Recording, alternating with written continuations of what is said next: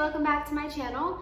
My name is Idalise Marie and I'm going to be talking about my first trimester and how it went for me. Personally, mine was horrific. I know a lot of people don't really go through these types of things. Some people have a smooth first trimester and pregnancy, and some people have, you know, a rough first trimester, even rough whole pregnancy. So everything is different for everyone.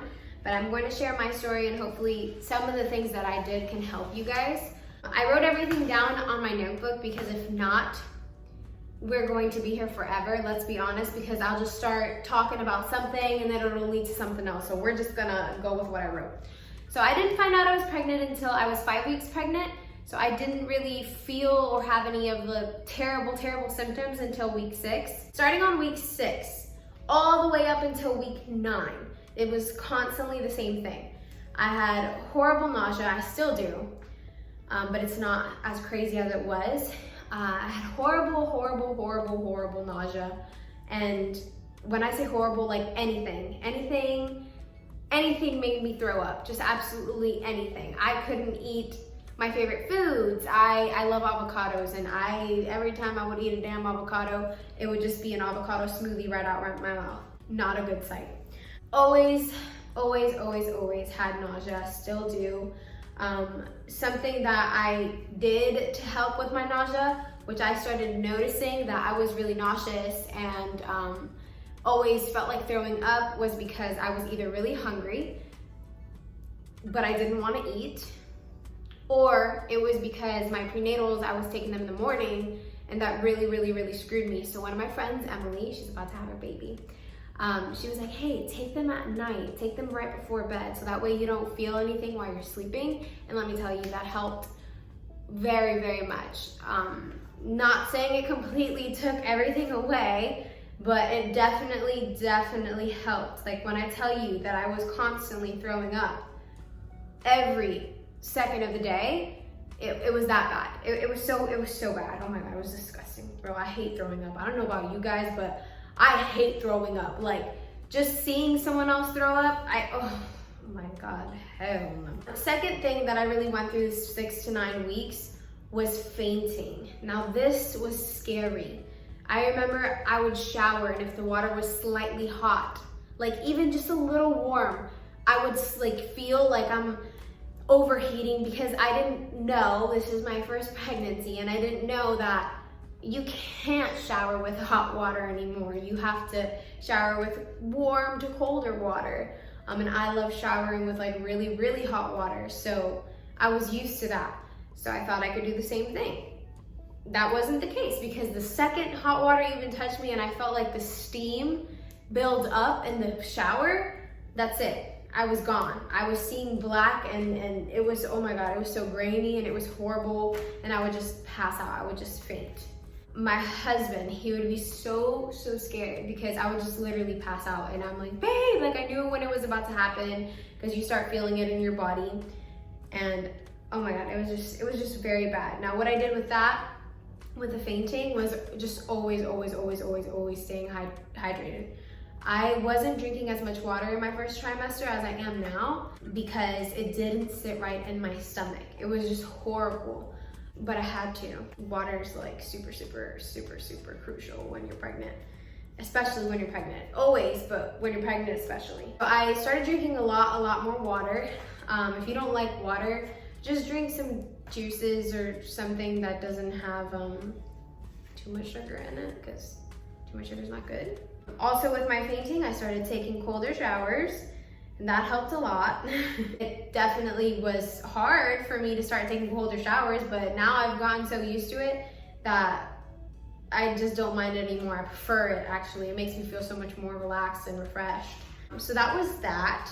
Another thing, I had absolutely no appetite. I didn't want to eat anything in sight. Like if anyone even had food in front of me, or if someone was cooking something delicious in front of me, just the smell, I was like, I'm not eating today. I just didn't want to eat. My best friend was saltine crackers. That's all it was. That was my best friend. I would have it by my bedside. I would have it day, afternoon, like all day long. I would have saltine crackers.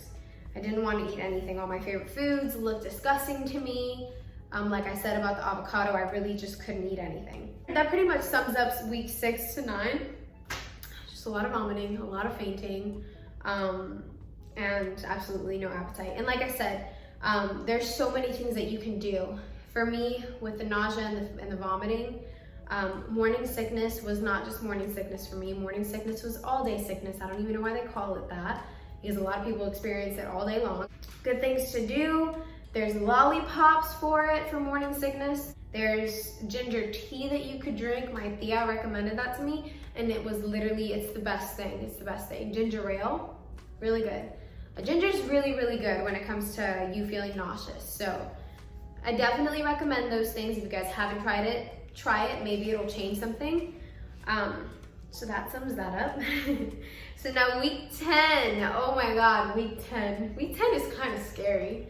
Week 10, I had diarrhea, just massive diarrhea. I know that's TMI, but I'm just being real.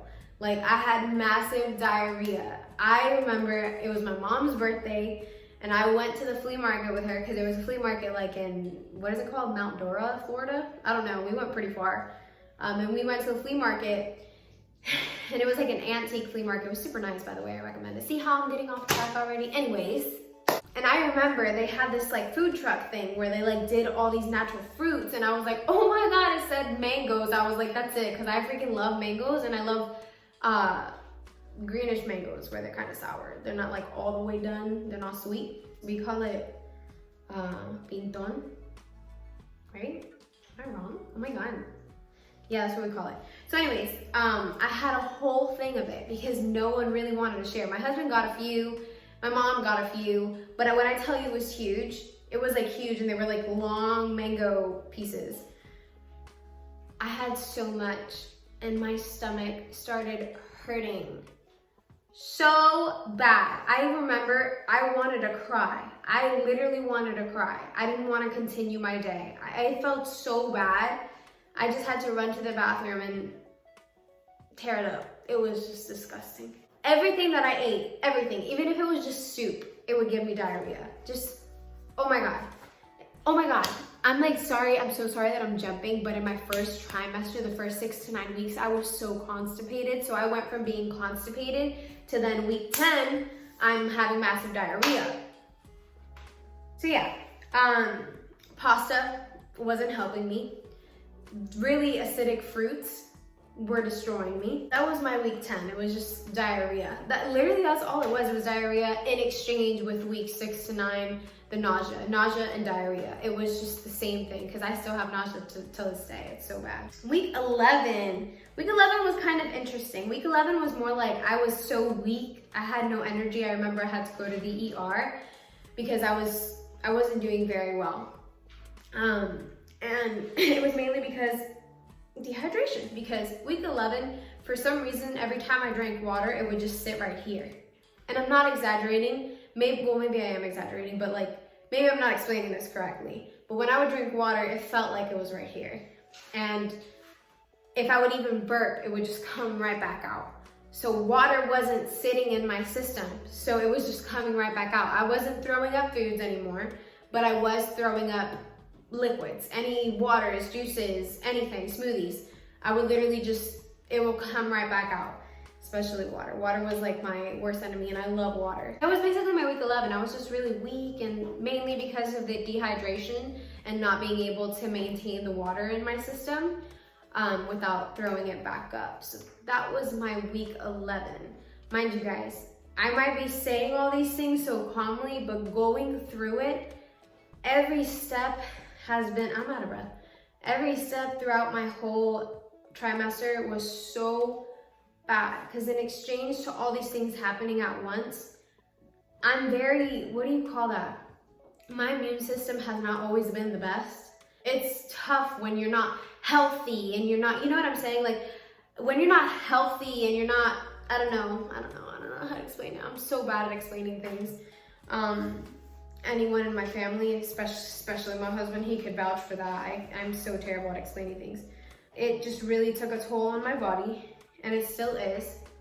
And Obviously, I'm 16 weeks now, so I'm in my second trimester, and it's a lot different, and I will put up a video for that separately. But anyways, let me finish this up.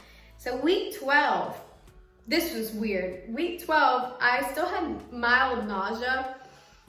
I still have mild nausea. I'm gonna keep saying that. I feel like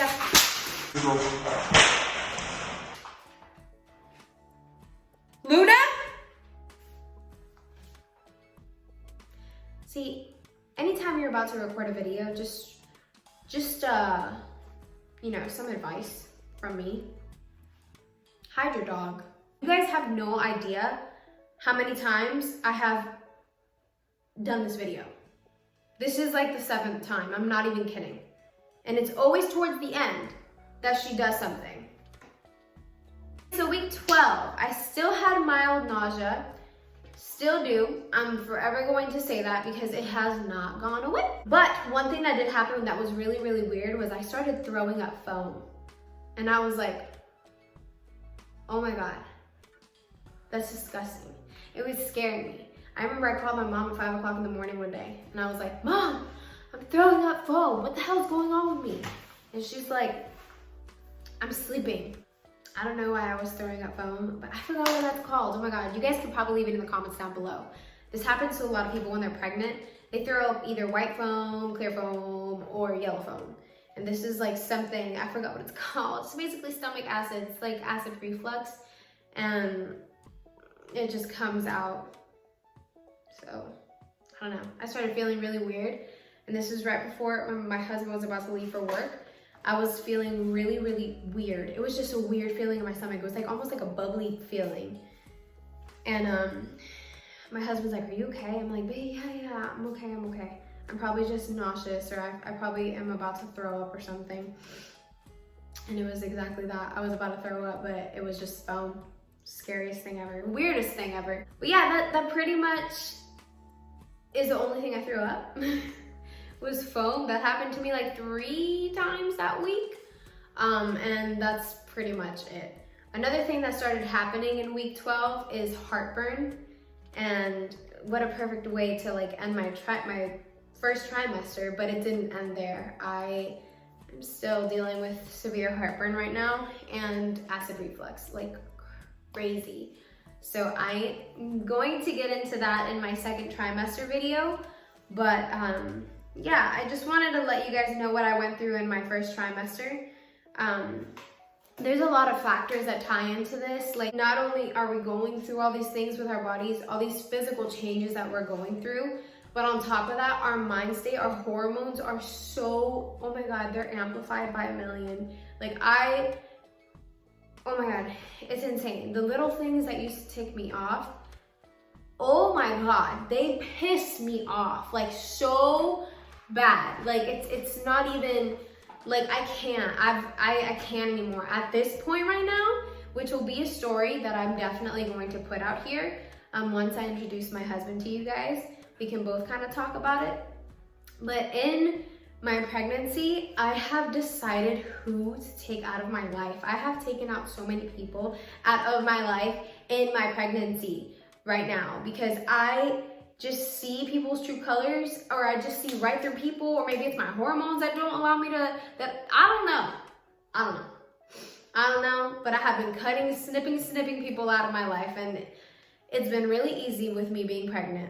I'm just like, don't want you in my child's life. You suck as a human being, and I don't know why I've ever talked to you before. That's just my mentality. Like, that's just my mentality now. Before, yes, people would get to me, and because I'm really dramatic and stuff, so sometimes I need to be told, like, hey, te tienes que calmar. But, like, now, ain't nobody telling me nothing. It's like a wrap, and I don't know if you guys can relate. If you can, please leave a comment down below. But I am not putting up with anyone's crap anymore. My husband knows I'm not dealing with it anymore. And I think that's just a motherly thing that has come into me. That like I'm legit I know who to have in my life and who I don't need anymore. And it's like all about my baby. Before I used to be like, oh yeah, when I get pregnant, you start thinking of like I'm not gonna get like that. I'm not gonna be like this. Shut up. Wait till you get pregnant because things are gonna change 100%. I promise you. Like, you have no idea until you're going through it. It's insane. It's insane. Like, oh my God. Aside from that, I'm happy. I'm about to be a mommy in 4 more months. I can't wait to actually hold my baby. Hey, I'm recording.